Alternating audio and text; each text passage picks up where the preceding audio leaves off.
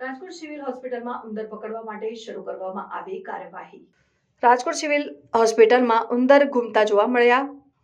તંત્રએ તાત્કાલિક પગલાં ભર્યા છે। આ ઘટનાને લીધે દર્દીઓ અને હોસ્પિટલના સ્ટાફમાં ગભરાટ ફેલાઈ હતી। હોસ્પિટલના તંત્રે ઉંદર પકડવા માટે વિવિધ જગ્યાઓ પર પાંજરા રાખવા શરૂ કર્યા। આ પાંજરાઓને ખાસ કરીને એવી વપરાશી જગ્યાઓમાં મૂકવામાં આવ્યા જ્યાં ઉંદર વધુ જોવા મળતા હતા। હોસ્પિટલ દ્વારા અત્યાર સુધીમાં 40 ઉંદર પકડવામાં આવ્યા છે। પકડાયેલા ઉંદરોને દૂરના વિસ્તારમાં છોડવામાં આવ્યા છે જેથી તેમનો ફરીથી પ્રવેશ રોકી શકાય। હોસ્પિટલના તંત્રએ હવે દવાનો છંટકાવ શરૂ કર્યો છે જેનો મુખ્ય ઉદ્દેશ્ય ઉંદરોને વિમુક્ત રાખવો છે। આ રાસાયણિક છંટકાવનો ઉપયોગ હવે ઉતરાઈ રહેલા ઉંદરોના ફરીથી પ્રવેશને રોકવા માટે કરવામાં આવશે। આ સ્ટેપ્સ દરરોજ સ્વચ્છતા જાળવવા અને દર્દીઓ માટે વધુ આરોગ્યપ્રદ વાતાવરણ બનાવવામાં મદદરૂપ થાય છે। છેલ્લા 2 દિવસથી અમે ઉંદર પકડવાની ઘટની કામગીરી ચાલુ કરેલ છે। PMSOSI બિલ્ડિંગ અને OPD બિલ્ડિંગની અંદર અમે જ્યાં ઉંદરનો સૌથી વધારે ત્રાસ હતો ત્યાં પાંજરા મૂકેલા છે। 30 કરતાં વધારે પાંજરા મૂકેલા છે અને છેલ્લા 2 દિવસની અંદર 40 કરતાં વધારે ઉંદરો એની અંદર પકડાયેલા છે, જેને અમે સલામત રીતે શહેરની બહાર ખુલ્લી જગ્યાની અંદર છોડી રહ્યા છીએ।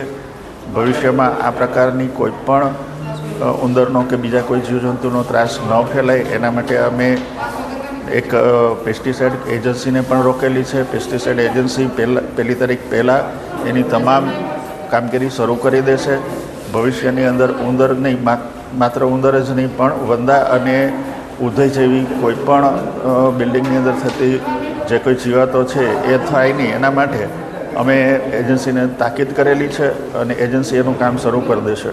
ખાસ તો દર્દીઓને ખૂબ જ હાલાકી પહોંચી છે। મીડિયાના અહેવાલ બાદ તંત્ર કેમ જાગ્યું હોય? મીડિયાના અહેવાલ પહેલાં પણ અમને ખ્યાલ હતો પણ એજન્સીને અમે ગયા મહિને જ રોકી દીધેલી હતી જ્યારે અમને ખ્યાલ આવ્યો ત્યારે, પણ એજન્સી પોતાનું કામ બીજી જગ્યાએ ચાલુ હોય અહીંયા શરૂ કરેલ નહોતું એટલે અમે એ રીતની વાત કરેલી કે ભાઈ એજન્સીને જેમ બને વહેલી તકે અહીંયા કામ શરૂ કરવા માટે તાકીદ કરેલી છે અને થઈ જશે।